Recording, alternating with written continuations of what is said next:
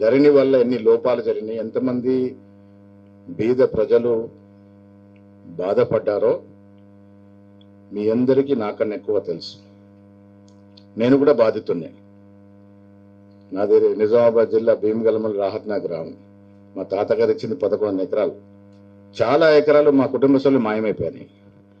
అడిగే హక్కు లేకుండా, అసలు అడిగిన ఎవడు పలకరించే పరిస్థితి లేకుండా ఉండింది గత ప్రభుత్వ కాలంలో. రేవంత్ రెడ్డి గారు పిసిసిగా ఉన్నప్పుడు నేను వర్కింగ్ ప్రెసిడెంట్గా ధరణి లోపాల మీద మా former deputy CM Damodar Narasimha గారితో, కోదండ రెడ్డి గారితో, ఇలాంటి లచ్చిరెడ్డి గారి నిపుణులతో కమిటీ వేయడం జరిగింది.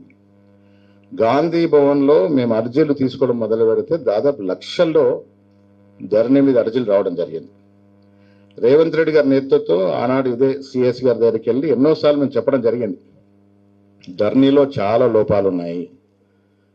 ధరణి అనేటువంటి ప్రోగ్రామ్ని కేసీఆర్ గారు ఉద్దేశపూర్వకంగా లోపట ఒక ఆలోచనతో ఈ రాష్ట్రంలో ఉన్నటువంటి ప్రభుత్వానికి సంబంధించినటువంటి చాలా భూముల మీద కన్నేసి ఈ ధరణి పోర్టల్ తీసుకురావడం జరిగింది.